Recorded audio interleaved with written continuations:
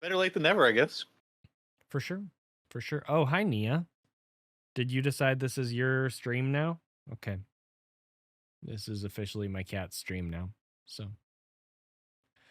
cool. Well, I guess we should start, huh? Let's So get into it. Let's yeah, go. so last time, a couple days ago, a good friend Zoast joined me to talk That's me. about. Yep, that's that guy over there on the other side. Yep. Um, joined me to talk about my 4 out of 4 no major glitch Super Metroid World Records, because as I mentioned before, he is awesome and has done it a few times in the past. And so before Zoast, Hodarubi did it with any hundo and low percent. And then Zoast did it a few times over the years. And then I That's just did it like a month ago, a couple weeks ago. that's I don't know. all. That's all that existed for Hoda's era. So Yep. Yep. So yeah. Last time we talked about low percent ice and then reverse boss order. So today we're going to talk about 100% and then hopefully any percent if you still have time for that, despite the delays. yes, sir. But yeah, so we can get into it. So I'll start the run because it's really long and yeah. But basically, 100% is my baby. It used to be Zoast's baby, but then he betrayed it. He betrayed it. He was like, nope, any percent is my baby now. So now 100% is my baby. So I love Hundo. A little bit of background about me and my speedrunning career in Super Metroid is I only ever did 100% in Super Metroid for like a million years. From when I was a kid until 2017. Anytime that I played Super Metroid, I always made sure to get 100%. And then when I started watching speed runs of Super Metroid,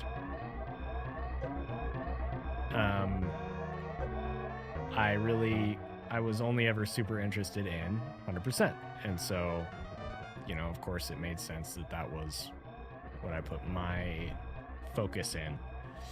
And it just so happened that at the time that I was starting to get like super back into Super Metroid speedruns and started watching Zoast, he was also running 100%. And I was like, this is awesome. This is super cool. So the cool thing about 100% is, yes, it's very long. There's a lot of fanfares and they're all like 7 seconds long, 6.6 seconds. But there's just so much cool movement tech. There's so much cool swaggy movement tech. So, that being said, Zoast, before you decided to give your baby away, like you didn't love it anymore, what made you love Hundo so much back in the day? It's pretty much exactly what you said. Is like all the movement tech is so sick, and there's so many possibilities to like come up with crazy strats once you get spring ball and stuff like that. Do I And just remember? the fact that Go ahead. Sorry. just the fact that it was my first world record gave it sort of that feel to me. And coming up with the spring, the what I would argue is I would say is the first consistent spring ball tech, making this route more possible for RTA. The ice clip. The ice clip, the Puyo consistent ice clip. Yeah. I mean, there's a lot of strats that so there's a couple of strats that are really famous that came from TAS, but I figured out how to get them into human capable shape, like Sex Master and Indiana Jones. And there's probably a lot of stuff I'm forgetting, but man, Indiana Jones is such a cool strat. It's like Mission Impossible. I'm sorry, Mission Impossible. Well, I was thinking of. Well, okay, but Indiana Jones is really cool too. It's the main strat that makes me be like, I don't know, should I run early Croc again? And then I think about how awful Croc RNG is, and I'm like, no. Yeah. It's Yeah, tough. it's a It's cool cool that strike. they had a resurgence of sorts. Like they're Yeah, for sure. I like that. And the current early Croc record, I want to say, is a lowish 113, which is awesome. Like I love that. I love it. I was gonna say also, you know that Matt Damon gif where he like gets old really quickly? Yeah. When you when I see stuff like you entering the third room of series with 26 on the milliseconds, that's what happens to me basically. I don't think I've ever gotten a 26 through there. Well, you just gotta get hardcore with the Zoden pumps, dude. That's all you gotta do. True. Right. But yeah, because I mean, okay, backing up here a little bit, like I suck at traditional arm pumps. You know, you have the controller and you do the L and R. Like I'm so bad at that. So, anyway, yeah. So am I remembering correctly? When you started running Super Metroid, because you didn't play it as a kid, right? So, Correct. when you started running Super Metroid, you did it because it looked so cool. Am I remembering that, or am I mistaken? Yep. Okay. That's correct. What happened was, the first game I would say seriously speedran, would be Symphony of the Night. And I picked that because I like the Richter run in particular, because I had played a ton of fighting games. I played all kinds of games when I was young, you know, like before speedrunning. Played RTS, I played Warcraft 3 and StarCraft, I played Counter-Strike when it came out, I played shmups, I played all kinds of retro gaming. But I did play a lot of online, like on GGPO and Fightcade, fighting game stuff. And it was a lot of classic Street Fighter 2 more than anything, but you know, various things. I played a little Third Strike, a little Garou, Mark of the Wolf. So Richter's moveset in Symphony of the Night, if you don't know, is very fighting game-esque. And so that kind of spoke to me, and I started picking that up. But then one of my friends like gave me a cartridge of Super Metroid. I had a friend that had like an insane retro collection, and he would always go to flea markets and stuff and just find great deals.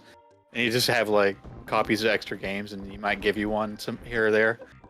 So that happened with Super Metroid, and me and two other friends sat down and I played it for the first time with them. And then I was like, hey, I wonder what the speedrun, because I'd just gotten into sort of speedrunning a little bit. I was like, I wonder what the speedrun of this looks like. So, you know, I went on to SDA, you know, heck yeah, I'm dude. old. I mean, that's where I got into speedruns too, man. It's cool. Cool. And I looked at Hoda's 32 that was on there, and I was like, "Oh my god, this looks so cool!" And that was it. That was it. And I was like, I want to try to do that. You know, try to do that. That's what happened. Yeah, for sure. What year was that? Do you remember? 2012, summer 2012. Cool. And I started running. You know, I started messing around with Symphony of the Night at the end of 2011 or something like that. Yeah, so it makes sense that you know, if you were so into the cool movement, that you would have had an early love for Hundo, because it just does. It has so much cool movement. Love this category. Somebody asked how long I've been playing Super Metroid. So I've answered this quite a few times over the years, but I'm cool covering it again. So I played this first as a kid, like shortly after it came out. And then I would just play it like at least once or twice a year, every year for, you know, a long time. And then I kind of didn't play it or watch it very much from like 2009 maybe to 2013, something like that. Like it was a few years where I just kind of fell off and didn't look at it much. And then around 2014 or so, I started looking at it again. Zoast was dominating, and I saw GDQ, and I was like, "Oh, this is so cool!" So yeah, that was me. And then I started streaming it in 2017, and I just never stopped. So quick note here: There are a couple different routes that you can do in 100%. So Zoast actually goes up here at Red Tower. I go down. Especially with the newer, like more aggressive strats and Moonfall and things like that, going up is probably faster if you can do it optimally, but doing that movement optimally is also very hard. So it really comes down to preference a lot of the time, but go ahead. I love how you save a super on that route too. I mean, it's pretty cool. And that's really hard to quantify how that impacts the time. I think it's 2. I think you have two extra supers. It has slightly less swaggy movement because you don't get to do blue balls coming out of Kraid when you go back for the missile because you get the missile early. I do miss that strat. I do really miss that strat. It's so cool. Yeah, but yeah. So those are the 2 routes. Those are the differences between what Zoast and I run specifically, and then also this route that we're watching here is referred to as late croc.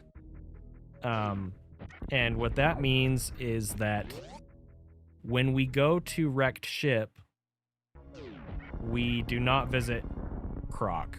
We just run right past. We go to wrecked ship, and then we don't end up going to Crocomire and down to Grapple and stuff until after Meridia, or after Lower Norfair? Dude, see, this is what happens to me when I don't run a category for a while. I just forget. So, but yeah, in early Croc, you just do it right as you're on your way to wreck ship. And so you have Grapple Beam for the majority of the game, and it just kind of changes things. So I think one of the coolest things about Hundo is that all of the different routes that you can run are competitive. Like you could get good enough at early Croc to world record in theory, but there would be more RNG that you'd be struggling against. It really is like it's a trade. It's always going to be a trade of some sort, but I just love that there's so many different ways to run this game, this category especially, they're all competitive. So anyway. One interesting thing about the routing, and I've probably told the story, but it seems fitting time to talk about this again. When I first started, it was funny because everybody that was playing Twitch, Hundo, and there wasn't that many people, but everybody was doing this weird route where you, how's it go? I know you you do green Brinstar at the cleanup at the very end. Yeah. I can't remember the whole route, but shout outs to Desi. Desi had he theory tests like every segment that was kind of remotely viable for any route, like he had it figured out where he could piecemeal every segment, and then he had an Excel spreadsheet where he inputted the frame counts. Yeah. And then it tallied like the differences in the routes.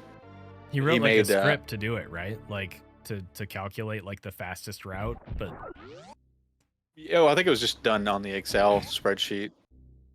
I think. I'm not sure. But he forgot to pick up a power bomb, so that's why they were all doing another route.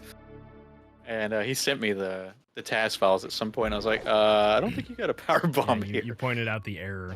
Yeah, I remember him talking about that. But it was funny because even before he sent me those files, I started running. I just started running like something similar to like the current route. Except for Gauntlet wasn't early, like it was late Gauntlet. Yeah, right before Turian, right? It was early Croc as well, but yeah, right before Turian. I was just like, I don't know. I just feel this is very dangerous to do. Just to say I feel like this is better, but I don't recommend doing like having faith in yourself, just feeling that. But luckily, I was correct on that. So that was kind of an interesting dynamic when I first came in. And then he fixed the spreadsheet, and there was this weird route that he thought was fastest for a brief period of time, where you do retro cleanup before a wreck ship or something. Like Desi's first world record does that route. The first run that beat Hoda Ruby does a crazy route where like I said, you do retro cleanup on the way direct ship, and then I don't know, like it's wild. That does sound crazy. I know I've seen that run. I'm trying to remember exactly how all that played out though. And also, like, you got like Red Scarlet's route, which was crazy too. Like, there's just been a lot of cool evolutions of the 100% route, but they mostly happened, you know, like 10 years ago. So Right. it's almost forgotten by now. Like, people just take. I guess you've only seen either early or late Croc, the standard routes for a long time, and or meme route, right? kind of take it for granted that it's figured out when it wasn't figured out for a while. Meme route. Yeah, you're supposed to was laugh, waiting, dude. Well, I was waiting for you to say it earlier, and I was like, I swear if he says meme route, you just had to go there. Yeah. So when Zoast and I were both running Hundo in 2021, 2020 to 2021. Zoast was doing the early power bombs, Red Tower, and I was sticking to my guns with this route that you're seeing here. And at one point, I was trying so hard to convince him to switch routes, and really, I mean, it was mostly selfish. I just wanted to be able to compare our runs more easily, but he wouldn't do it. So one time I mentioned in his stream, I was like, "Oh, you're still running meme route," and I put like the resident sleeper emote or like something like that, and you got so mad. You're like, "It's not meme route." And then I would never get mad. I would never be mad at you, Zenny. Oh, of course not. But yeah, when Zoast got the first 112, the 112.55 record, there's a point like 30 seconds after where he's like, "Confirm not a meme route." And that's just like that memory just lives rent free in my head forever. Just watching you say that. So anyway, yeah, we haven't been talking very much about all the cool stuff that's happening, because I mean, it's impossible to talk about everything in 100%. That's, as much as I love this category, I've realized that I kind of hate commentating it because you just can't talk about everything. But even in just the last 2 or 3 minutes, I've already seen, I don't know, 2 or 3 big mistakes that, like, they're not extremely time costly, but the thing about 100%, this is actually a good thing to point out here, is when you're going for a really solid run, like world record pace type time, generally, I mean, yes, there are huge mistakes that you can make that will make or break the run, but generally the more frustrating and more common thing that will kill a run is, as they say, like death by 1,000 cuts. Like, you make a little movement mistake here, and then you make a little movement mistake there, and you just do that over the course of 20 minutes, and all of a sudden you're 20 seconds behind. Like, it's so mentally and emotionally draining. So Hundo is particularly brutal about that, it feels like. Yeah, for sure. Like, all the categories are to some extent, but also thank you for the bits. I tried to type in that thank you, and then Windows is like, your date and time are wrong, so you can't type. Like, it gave me an error. I was like, wait, what? I don't know. But thank you. But yeah, it's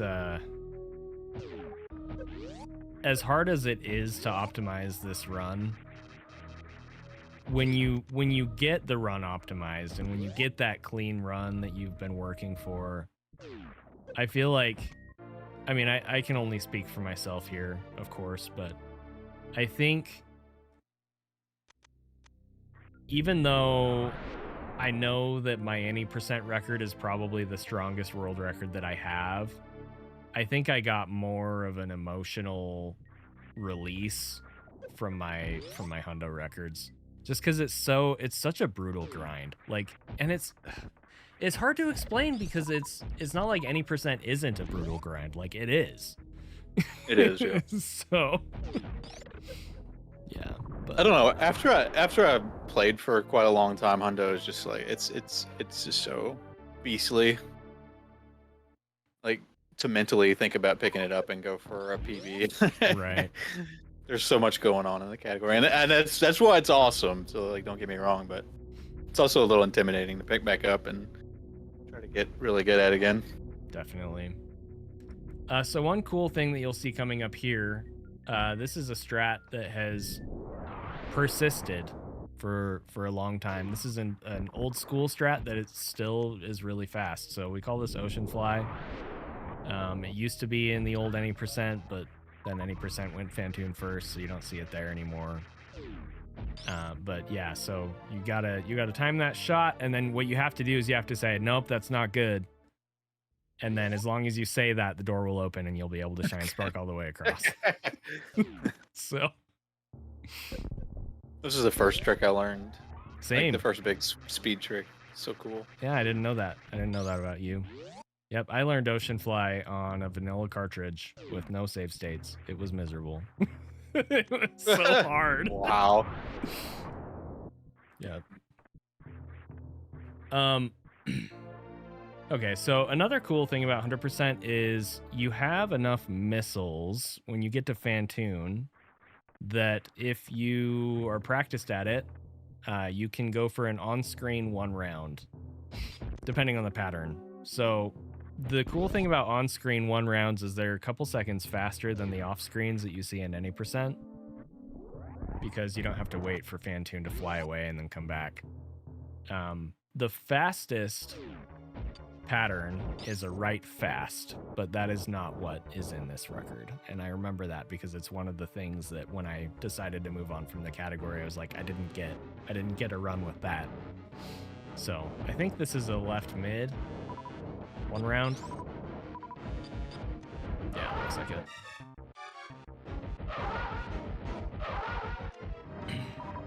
So speaking of 1 rounds in general, the first time a 1 round ended up in a world record was in this category, actually. I think it was a 112.47. It was my first PB back to the category after my record from 2021. And I think that run was actually a 1 round fast, but then I made a ton of mistakes, and so it only ended up being a PB by like 6 seconds or whatever. Tex, I think you are right that there was a 1 round in the co-op world record before this. I was more referring to, traditional single records, but do you want to talk about wreck ship, Zoast? I have PTSD from wreck ship. Well, you have to be careful with your energy here. It's when we first were trying to do late croc, that was one of the things we had to figure out. One of the bigger problems was conserving your energy getting to the E-tank for one, but also it's a big deal to conserve your energy for what do you call that spark? The gauntlet spark. Yeah, gauntlet spark. Yeah, conserving your energy for gauntlet spark. So we had to figure out all that stuff back in the day. So that's one thing to keep an eye on. Watching Hundo, people, you gotta be careful not to take too much damage after this E-tank. And getting this E-tank was also a problem at first, but shout out to 2Cat who... I can't believe I bomb jumped there. I thought I was always doing the yellow jump when I finished this grind. Okay. This run's trash, dude. 2Cat introduced the bomb jump into the route to keep us from having to pause. Yep. So, funny story. One of my first memories watching your stream was you doing that bomb jump. You learning and doing that bomb jump because you kept falling in the water trying to jump across, and you were so annoyed by it. and you were like, yeah, so 2Cat came up with this bomb jump and it's really good. And then somebody was like, why don't you just turn off high jump? And you're like, cause that's way slower. Yeah. So yeah, that jump there is brutal. Ballistic. Nice speed keep. Yeah, it's a good attic. So, Wrecked Ship as a segment is probably... I mean, I can't say objectively that it is the hardest segment in any of the speedruns that I've run, but it's up there. If it's not the most difficult, it's top 3, easy. Just because there's so many intricate strats, and messing up any of them loses you a ton of time.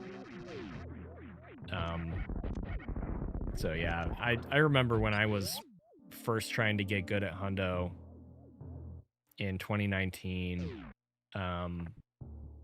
one thing that I would do a lot of the time is run against either current or previous world record segments, just to, you know, try and see where I was losing time and get better and whatever. I could not beat Behemoth's Wrecked Ship segment. Like I tried for like a week and I didn't even beat it a single time. It took me a long time to get good at the Wrecked Ship segment. It's just so freaking hard. Yeah, there's so much. Like I think of the Wrecked Ship segment in the and Gauntlet and all that as the same segment in my mind, and I agree. That's like one of the hardest segments. You got the attic, you got the robots, you got jumping up to the missile, you got this robot flusher, you got the trying to do the speedball to the missile, you got the freaking Sex Master Spark, you get the quick drops on the the dicey quick drops on the breakable blocks with the missiles on both sides. It's just like hard trick after hard trick to try to nail. Yep. Back to back It's to tough. back to back to back is extremely mentally and emotionally draining too. Especially like if you're having one of those days where you keep messing up, not even necessarily the same thing, but like one of the same things in this big long segment of hard tricks. Like it can just break your spirit for the day. You know, you've been doing runs for 2 hours or 3 hours or whatever, and you get, you know, a couple good paces and they all die to something stupid in this segment. It's just like, okay, screw this. It's tough. Like, I mean, you think Fantoon's like the biggest reset point, and then right after that, you got this. Yeah. It's a hellfire.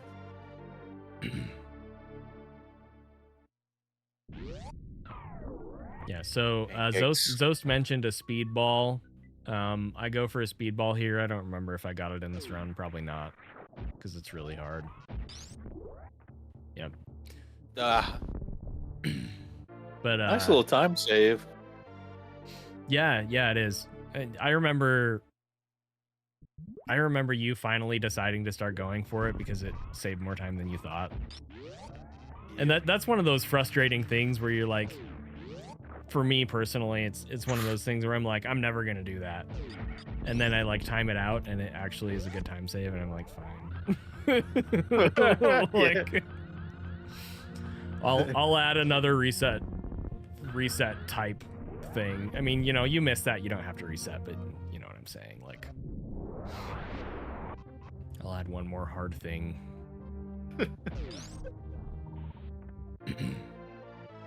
So we have a Shine Spark coming up here.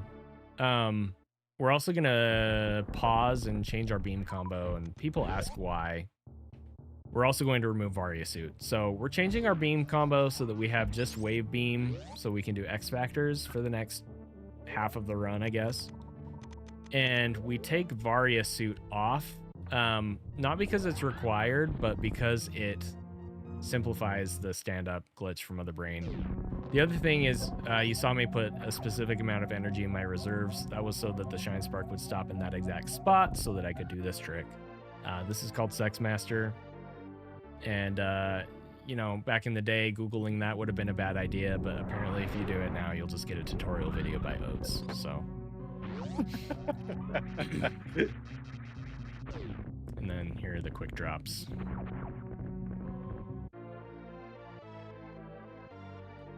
But yeah, that Shine Spark, the Sex Master Shine Spark, is very difficult. It's not even so much that the short charge is hard to do as much as it is just, it's hard to be consistent with the correct amount of short charge, because you have to get speed echoes in the right spot so that you break some blocks but don't fall as you're breaking them. And if you don't manage to do that, then you have to do a really hard quick drop backup, which is insane. And I actually managed to get it in 2 PBs back to back in 2021, which is crazy, but Crazy. I named that backup sex, or not backup sex, it's makeup sex. yeah. Zoast, did you know that you had a crazy pace that died in this room that you never got again because you quit the category? Did you know that? I died in which room?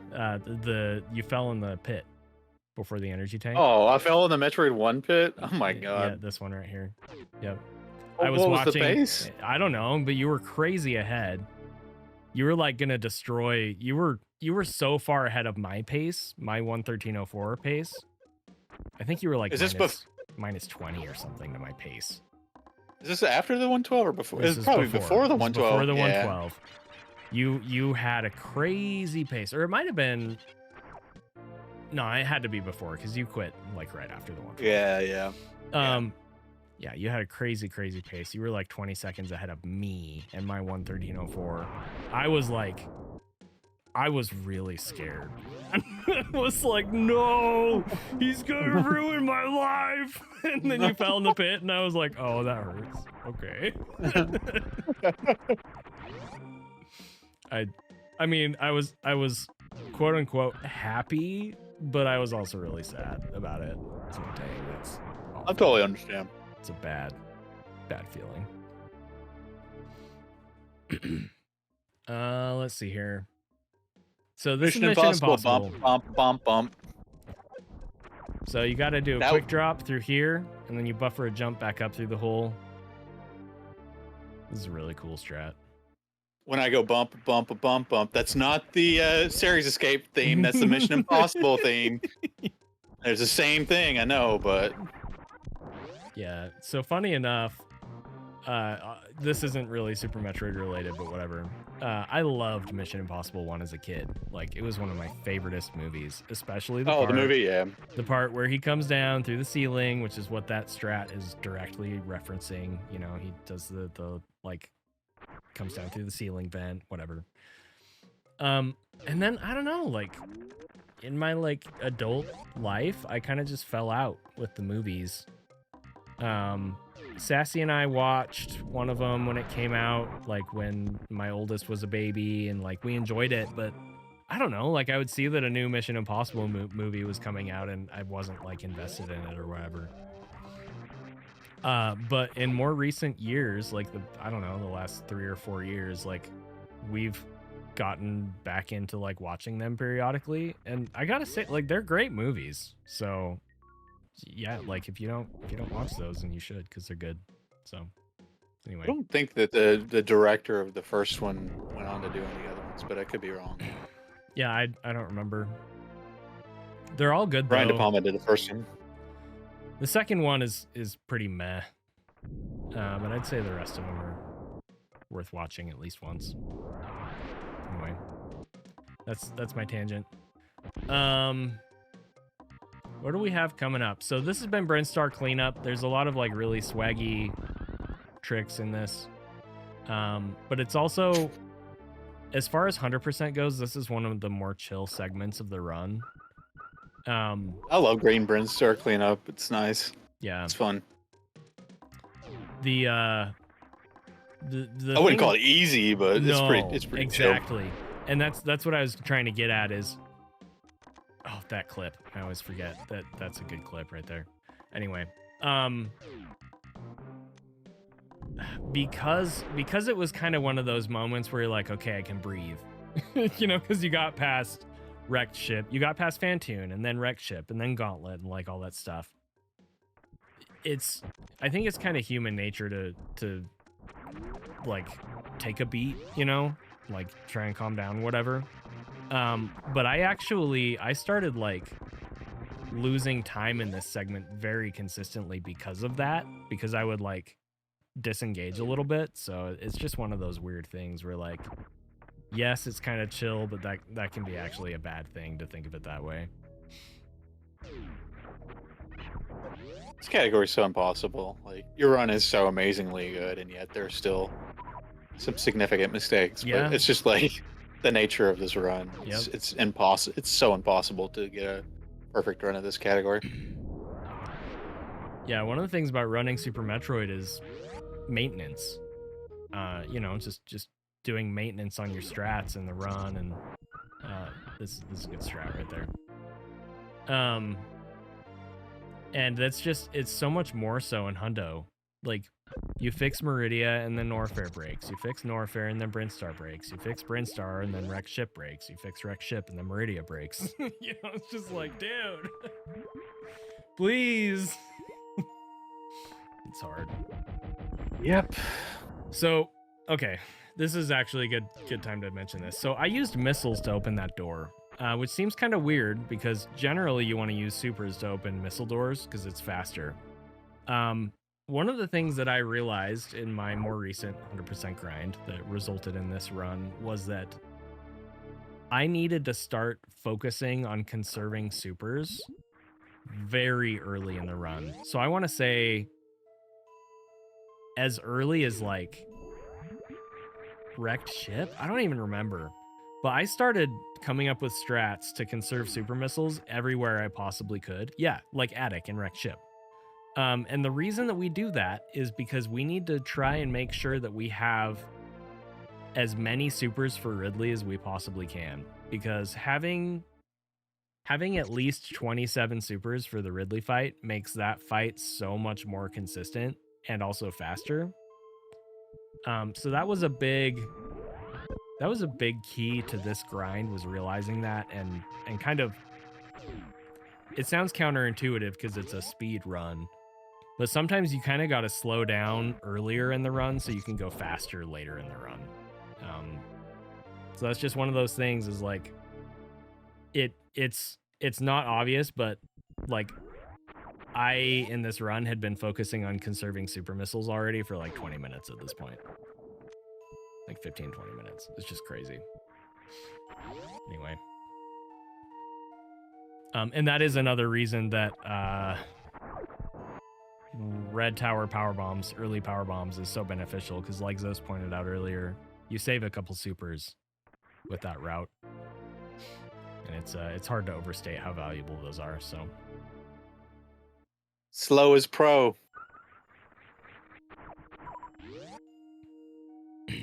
Spend 5 seconds to gain 10 later. Yeah, like, pretty much.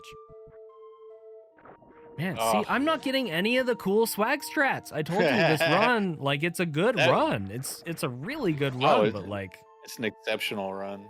There's if I was gonna rank like the runs that I would least like, that I thought would take me the longest to beat of yours, this might be the top one. I don't know.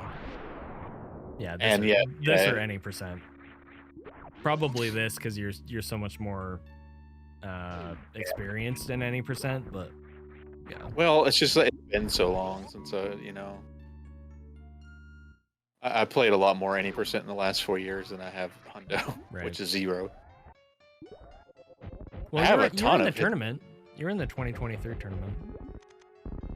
Oh, yeah, you're right. You weren't really pursuing a PB, which I respect, but you were doing it. That's fair. I think you had a couple paces, and I think after you got a couple of those paces, you were like, I'm not interested in this. So you just kind of like took a back seat. That's not exactly the right term, but No, it's fair. Like I said, I respected it for sure. Yeah. Especially because I think you were still dealing with your wrist at the time. So Yeah. Sounds about right.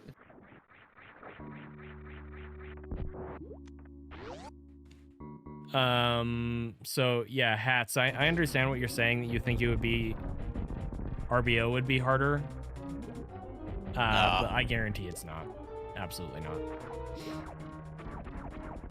Oh, I was super happy when Zoast joined the 100% tournament. I was extremely happy about that.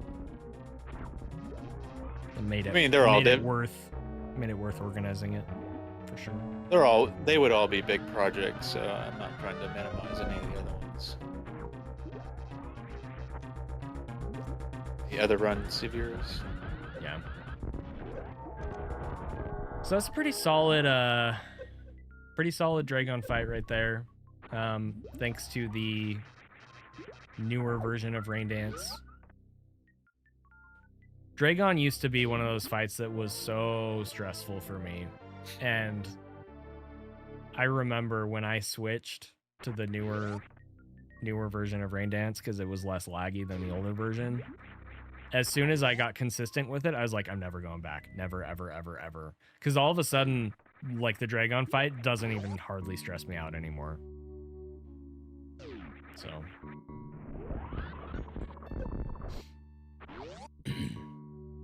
I had a lot of problem even, like that big tournament, the one with the huge prize. Like, I had so much trouble with Dragon in that tournament. Yeah, well, and that was around the same time that the strat changed. Exactly, yeah. You would think after like almost 10 years of doing the old way that I would feel comfortable with it, but it's just it was just tough. so precise. Yeah, it's just crazy. Yo dog boost. Yep, the Yo dog boost. So okay, so you mentioned that Matt Damon gif earlier where he turns old. So a year ago or a couple of years ago, so Drewski's in my chat right now, and I was running this, and I was singing my song where I talk about the Yo dog boost, and Drewski said, "Why is it called the Yo dog boost?" And I was like, "'Cause of the meme." And he was like, "What meme?" And I was like, okay, I'm old. It's just like yeah. It's crazy. That was a big meme too. Yeah, so, yeah, it was. Okay, so here's a Puyo Ice clip. So just side note on this, I go for the YOLO strat here because all of the normalization strats broke for me. So like I kept on losing paces to the normalized strats and just being like, you know what, F it. Like, I'm not gonna go slower just to lose the run. So I just started going for the fast one instead. Also, you see that I dump a bunch of missiles right here. That's also a relatively new advancement in the route. So the reason we do that is to manipulate Golden Chorizo. The short version is that if you have less than 31 missiles during the Golden Chorizo fight, it will force Golden Chorizo to only do the bomb spit attack instead of doing other stuff, and we can use that to, as I mentioned earlier, get more super missiles. We can farm the orbs that he spits out to get more supers. They have a really good super drop rate. And so again, even though it makes that fight very slightly slower, it's worth it. So that's why we dump all those missiles right there. We don't dump all of our missiles because that would cause issues with some of the strats that we need to do for the next like 5 minutes or so. Question in my chat, what goal am I focused on?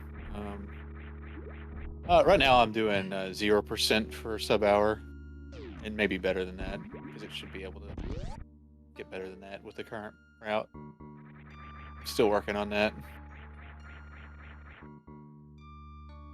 Which is low percent glitched. Very cool run. Lots of cool out of bounds stuff. So we're coming up to Plasma. The strat for Plasma is actually something I'm really proud of because I looked at the TAS at the time when we were looking for a faster way to do this and figured out a way to make... So this isn't exactly the TAS strat, but it's kind of like a twist on the TAS strat that makes it faster. Like it's a couple seconds faster than what we were doing before, so really like that strat. Really cool strat. I remember when we were working on that, I think I practiced that for like a week straight. Just like an hour a day, a couple hours a day, just like plasma until I got it down. Pretty tough little strap. Yeah. It's cool though. You a spring ball here? No, I bailed on that. So I got to the point in this grind where I would be able to tell whether I should go for it or not, and if I shouldn't, then I would just bail on it. So there's the pretty jump. Are you gonna do the? Oh, okay. I thought you were gonna get the turnaround. Yeah, I tried. I tried. Oh, did you? Okay. Wasn't quite the right position. That's your strat though, right? That's another one of my strats. I mean, Yo Dog Boost was my strat. I got a lot of them in this category. Behemoth does too. I mean, I definitely don't have, more than everybody else by any means. But I did come up with a lot of cool stuff in this category. Yeah. My baby. Now your baby. My estranged child. Your estranged child. Oh, man. Something I didn't mention last time. So we actually do a moonfall down through these pits. That saves a second in each of them, which is pretty cool.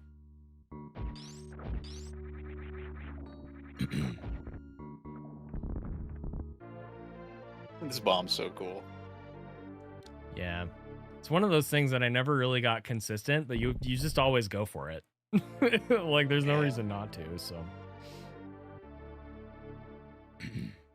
Do you not try to spring ball as well? Or? I do, yeah. Okay. I just try both. Yeah. Failed. That's okay. Kind of increase your odds that way. Yeah. So that's the thing, Arian. It only works if you're in the middle of the turnaround as you enter the transition. So you can't just like moonfall and then fall in. You have to moonfall as you're activating the transition. All right, so here's what I was referencing earlier. So these strats are really cool. Like, I love that spring ball entry. Yeah, there's a collection of really swaggy strats right here that just makes it really hard for me to want to do the early power bomb. Because if you do that, you don't get to do any of this stuff. And it's all so cool. But next time I run Hundo, I'll probably do early red tower because, I mean, at this point I'm proficient at it because of the ending percent grind. And oh god, there you go. So like, I tried, I failed, so I ended up not getting the time save, and it's just one of those things where, like, yes, the strats are very cool, but ultimately it'd probably be faster on average to go the other way, as long as you're good at early red tower, which... Zeni's turning into a memer. When I was doing this grind, I could do red tower. I could do early power bombs. I mean, I had a 41 in any percent, 4107 or whatever. But I was definitely not quote unquote proficient at it, and I would say that I am now. So you're planning on coming back to Hundo then? Eventually. Yeah. I mean, take that, like, put an asterisk on that, because, like, I always say this. I don't know, like, maybe I'll quit tomorrow. I'm not planning on it, right? But, like, you never really know. Like, yeah. Crazy things happen in life. Oh, absolutely. And it's not like I'm not satisfied with what I've accomplished in this game. But are you thinking 111 eventually, maybe? Yeah, so that's kind of the thing, is if and when I come back to Hundo, that will be the goal. And so in order to achieve that, I'll need to focus a lot more on consistency. Swag is definitely still going to be a focus because it's 100%, like, you have to, right? But it's one of those things where, like, if I can determine that early power bombs red tower is gonna take my consistency up, then that will be the play. Well, it's definitely hard to not be swaggy in Hundo if you're trying to go fast as possible. Right, exactly. Pretty impossible to avoid being swaggy. This room's interesting. It's got different strats to it. Yeah, and they're all pretty even. I was always bad at the other one, which is why I just kept doing this one. But and I did the spring ball clip for you, Zoast. Yeah. Zoast used to get really mad at me when I wouldn't go for that, so I fixed it. I don't remember why it wasn't working. I think I was laying the power bomb in the wrong spot or something. Oh, this strat sucks, man. Like I feel like what I just did there was like pretty consistent for me, but that room was so hard to figure out how to go fast, and yeah. Anyway, It's another one where, you know, a lot of people have different ways of approaching that, for sure. that movement. So which I love. Here's where I was talking about. So GT is just gonna spit orbs over and over and over, which gives us the opportunity to farm a bunch of supers. So you see, I have 37 supers now, because after the pack, I'll have Holy 37. smokes! And it's funny because I remember being really on the fence about trying to conserve supers and go a little slower to get more, blah blah blah. And then I had a run where I had like 37 supers here, and I never questioned it again. I was like, okay, this is absolutely worth it. Like, I can lose a second here or a second there for the sake of, you know, it improves your consistency for the rest of the run, starting from here so much. Because Ridley gets way easier, and then you're not slowing down as much in Turian as often, and stuff like that. So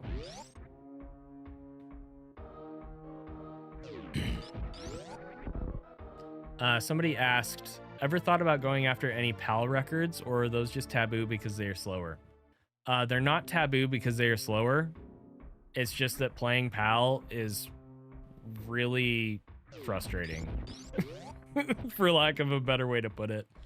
I wanted to, and kind of still want to, try and put some serious work into PAL, but every time that I've tried to play any percent or 100% in PAL, I do one run and I'm like, I don't want to do this again. So I don't. Like, it's weird, it's hard to explain, but Definitely gonna run ice boots at some point. That is one thing I will say, is running PAL specific categories is a lot more appealing to me. Yeah. I've been hesitant to do it because of the different timings of the room. But I think soon is probably definitely could start doing it at some point soon. Yeah. Now that I'm like, I don't know, semi-retired or whatever. Not retired, but I'm retired from some of the craziest grinds, maybe. Right. Maybe ever, I don't know. I remember the first time Kano saw me do this spring ball, he was like, wait, that's a real strat? I was like, yeah. It's just, spring ball's so cool, man. Yeah. Okay, so this Ridley fight, I don't remember if it's optimal, but I would assume it's really good because I had so many supers. You can manipulate Ridley in such a way that the fight is just over basically immediately, and looks like that is what happened here. Yep. That's sick. So that's a lot faster than like yeah, doing 15 supers or 12 supers or what have you. And the thing is, it's so much more consistent because basically, this is true of Ridley in any category. The longer the fight is, the more time there is for him to just go like jank mode on you. And when he does that, you just lose like 5 seconds, 10 seconds. Like, it's, yeah. So. Yep. Yep. I like how you call it jank mode. Well, I mean, what would you call it? That's what it is. I love it. It's great. Yeah, Ridley is he's a strange beast. Oh yeah, the Shine Spark. This Shine Spark is really cool. Also, I ended up adopting how you did it because I lost a really crazy pace to that exact run. I missed this speedball here. That's another thing that's bad about this run. Oh no. Yeah. Are you talking about like the top part the way I did it? Is that? I guess that would have to be it, right? Yeah, so you shine spark and you hit the top Kazan, and then there were a couple different ways that you could move after that, and you had a specific way that you were doing it that was different than what was optimal. Yeah. And I had a run on New Year's Day 2023 where I was minus 20 entering Wasteland to do that shine spark, and I lost that entire lead. And after that I was like, F this, I need to change this. So I did. Shout outs DBX for the Firefly, frozen Firefly. Super cool strat. One of the sickest strats.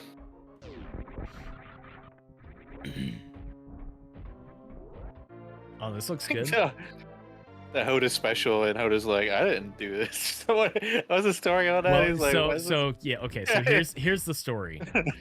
It was called the Hoda Ruby special, and then people are like, why is this called the Hoda Ruby special? It's not in his PB, like, because it wasn't in his legendary PB.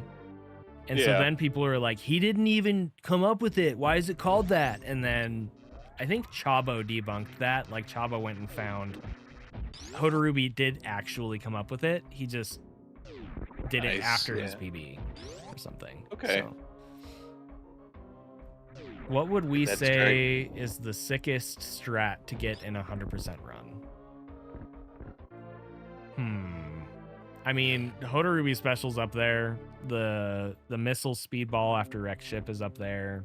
That's what I was thinking. I was thinking the missile speedball. There's so many right answers. Reverse Slinky is up there. Yeah.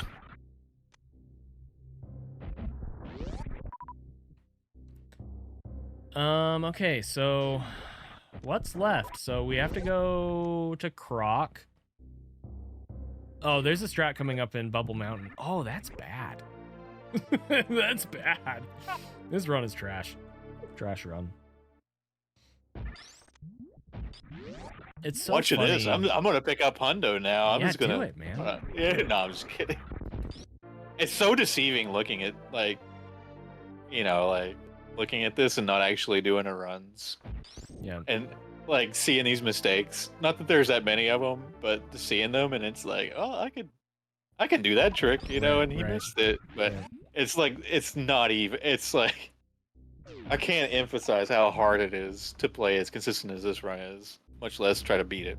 This is another Zoast strat. The spring ball through the door, and then you lay a bomb, and you kill the Waver, and then you drop down, and you lay another power bomb. This is such a cool strat. I don't think the Bubble Mountain part is my strat, except for the bomb on the Waver. Yeah, so bomb on the Waver is my strat. That's the rest of it is. And that's what I was trying to say is I found that spring ball through the door, and I was like, oh, sick. I found a way to save time. And then it ended up being worse because Bubble Mountain was slower because of extra lag.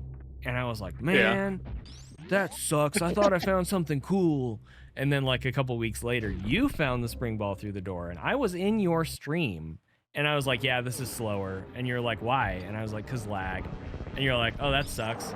And then you were like, wait, and you laid a bomb and it killed the Waver, and all of a sudden all the lag was gone. And I was like, see, this is why Zoast is amazing. Why can't I come up with cool stuff like this? Oh, you do. You do. Well, now we all I have do. our moments. Now I do. We all have our moments, man. It's one of those things, like, you just got to put more time into the game, and eventually, like, you see enough things that your brain can think of more things when you find something. Yeah. I had been struggling with Spike Suit at this point in the grind. I forgot that. Yeah. So I was starting to say earlier that the really interesting thing about this run is that it happened at a point in the grind where I had just like leveled up. You know how sometimes you're in a grind and there's just level up? I had just leveled up, but I kept losing runs right at the end. So like the PB before this one, I missed this space jump and I lost my Shine Spark right there. And like this pace, I want to say at this part of the run I was like +8 or something, right? So like it wasn't an amazing pace, but I just didn't make big mistakes from here to the end, which is why I ended up, panning out. But between that and like all of the other like little mistakes that we've seen throughout this run, again, it's just one of those things where you never really know where the actual limits are. It's crazy. Yeah.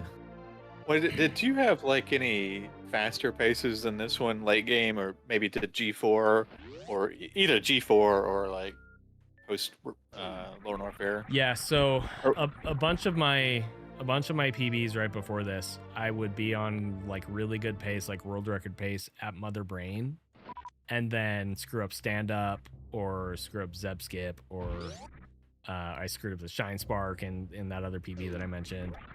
And then I mentioned that other pace that I had that was I was minus 20 after Ridley, and I lost all of that at Wasteland. So that's minus 20 compared to a 112.30. With more time to save later in the run. That was just, it was such a crazy pace, but didn't pan out, so. Oh. Yep, I messed that up. Trash run. It's trash. Most time, blowing the Shine Spark's a pretty significant time loss, isn't it? Yeah. Yeah, so like I said, I think at this point in the run, I mean, I can't see the splits, but I think this is probably like +8 right here. I could look. I mean, it's in the... I'll just pull up VLC and I'll screw up the capture for a second. Okay, so we were +6 at Ridley. And then I didn't miss the Shine Spark.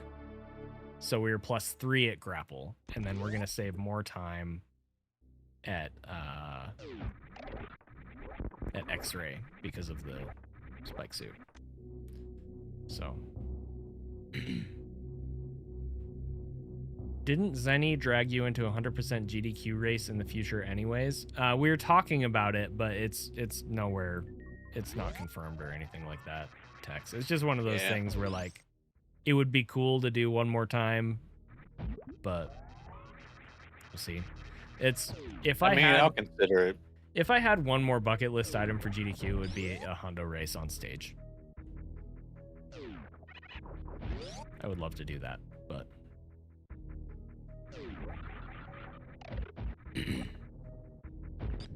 It's a lot of coordination, like I have to be willing to do it. I would want Zoast to be there. I would really want Behe to be there, so like both of them would have to be willing to do it. I'd like Oates to be there, so he'd have to be willing to do it. Like, it's just, I don't think it's something that I can plan on happening, but it'd be really cool to do. This segment was the one that 12 pop. Yeah, I really did well in the segment. That one. In your 112? From my recollection, yeah. Yeah, I believe it. This late game segment is one of those things where, like, this isn't true 100% of the time, but usually it either goes really well or really bad. Yeah. Like you're in the zone and it's great, or you're not and you lose a bunch of time. So.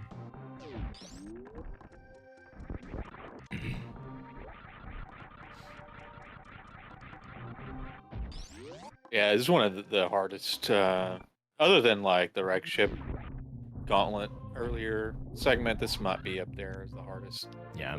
Wise. Agreed. I don't know, the whole of Meridia is easy to lose a ton of. I mean, there's just so many. Undo's rough. I mean, there's so many segments, but yeah, this one is definitely up there.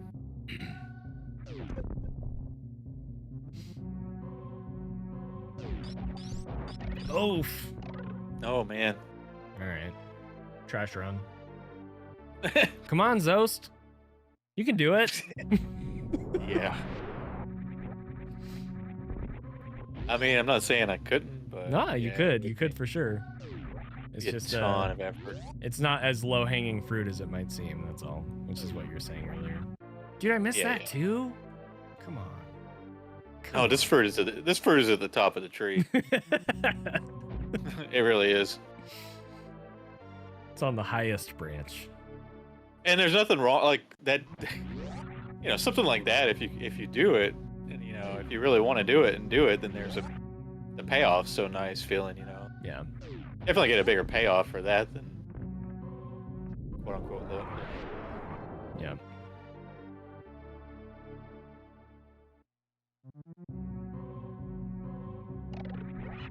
Oh. Yeah. But you're gonna have to build your own ladder to get up there, though. I mean, it's not gonna be easy. I like that strat. That was the slower version of that strat, but it's still really cool.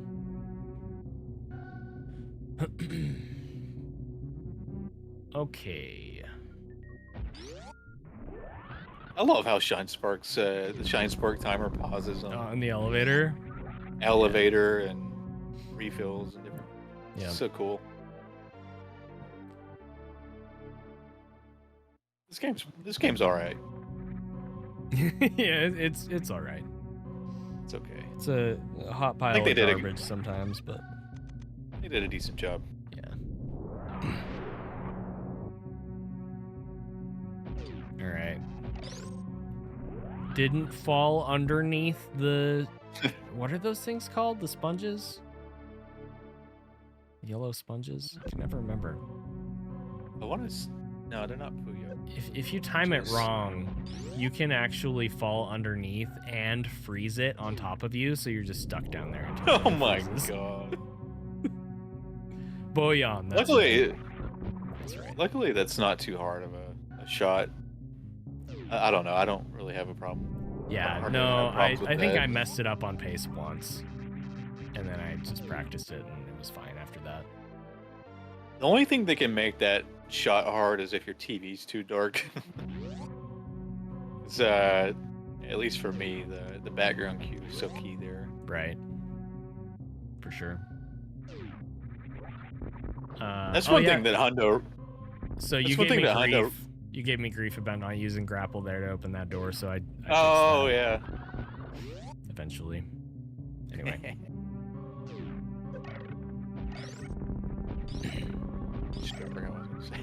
Something about Hundo versus... You're like, that's what makes it hard? No, Hundo was really the one that taught me back in the day the power of background cues. Yeah, I feel like. Visual cues in general. Visual cues, yeah. Yeah, I remember when I was first running this game, I just did everything based on feel. And then, I don't even remember who said it, but somebody was like, visual cues are key. And I was like, maybe I should try that. And as soon as I did that, like, my play just skyrocketed. It was like, whoa, turns out it's easier to consistently do something if you have, like, a reference for how to do it. That's crazy. Like, I've always been a very musical person, so I feel like I have pretty good, like, internal timing. But it's just not enough in this game. I think there's only a couple things that I rely on quote-unquote internal timing for. I love me some musical and sound cues too, but it just it's just kind of far and few between when you're able to do something like that, because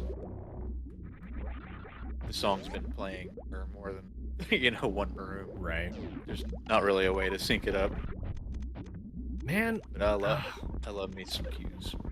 I just sucked at these rooms at the end of this grind. Just always messed that up. That first Metroid room, just always messed it up. I've always thought of you as one of the most consistent at the Metroid. Well, so that's the thing, is I was, and then that was good, right? That was nice. I mean, I made that same mistake in Metroid Room 1 in the RBO run that we watched a few days ago. So I think it was honestly just like a period of like that year. Like there were just things that were broken, and they're probably okay now, but who knows? Who knows? The strat is scary. Spring ball baby skip. I never gave up on this. I'm glad, because I'm glad it's in here. I'm kind of scared now, though. It's probably the most scary thing about going back to Hundo, because either I betray myself and start doing Stashio skip instead, or I do spring ball skip and then it's scary again. So What is it like? It's at least like 2 seconds, isn't it, faster than Sashio to do that version? So Stachio Skip is roughly the same speed as the forcing lag spring ball skip, the one that you and Behe were doing with the power bomb. It's like very Puke skip. Yeah, it's very slightly puke skip. Stachio Skip is very slightly slower than that by like a handful of frames. Dang, I thought it was more than that. You know, it's very competitive.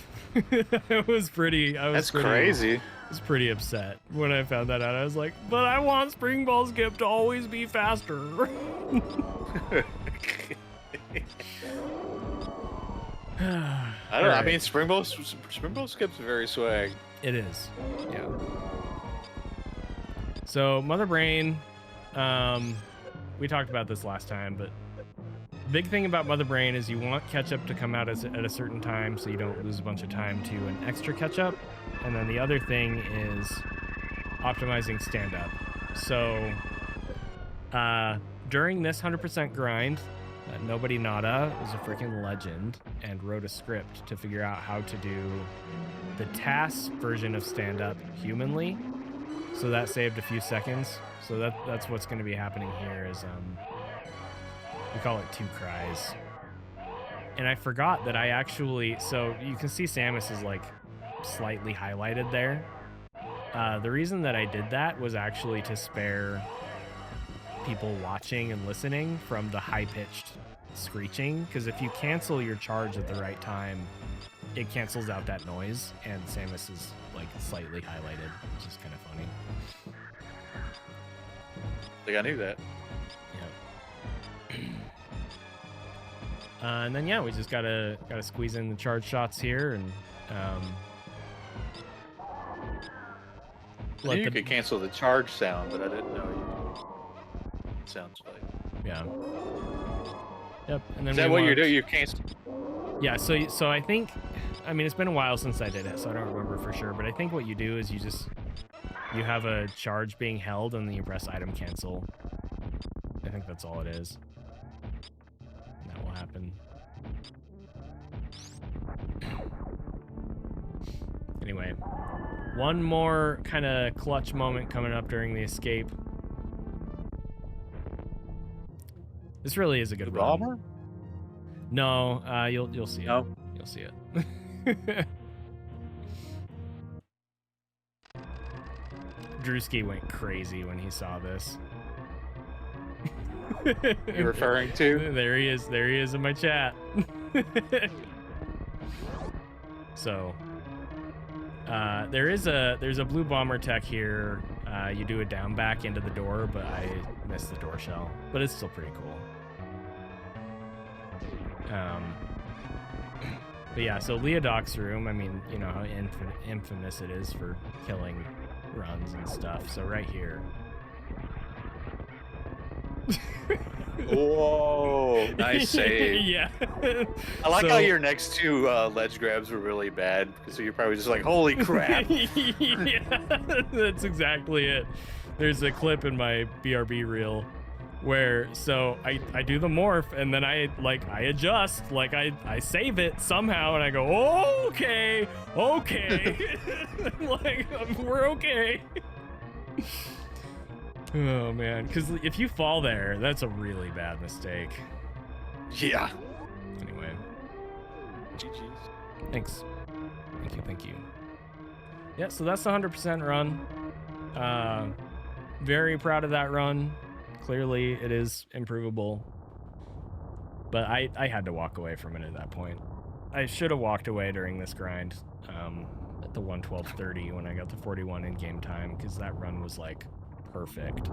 It had a lot of mistakes, but it was just one of those really special runs. Yeah, but it's the tournament. You were was grinding on, and you were grinding for this category for quite a while. It felt like quite a while. Yep, I did a long grind from 2019 through mid 2021, and then this grind was from. So I was doing hundo to prepare for our co-op run at SGDQ 2023. That was more like casual hundo, and then after our co-op run, I'd started like grinding more in earnest, and that lasted through this PB, which was March 2024, I think. So, yeah, I put a lot of time into hundo. I want to say I have at least twice as much time in hundo as I do in anything else, which is kind of crazy to think about, but yeah, good stuff. Anyway, any other thoughts you want to share about any of this before we take a quick break and then do you still want to do any percent tonight? Sorry, I know it's pretty late for you, so. No, it's fine. I'd rather just do it now. Okay. All right, I just need to like stretch my legs for a couple minutes. Yeah, I'm gonna use the bathroom as well. Okay, cool. We'll be right back, guys.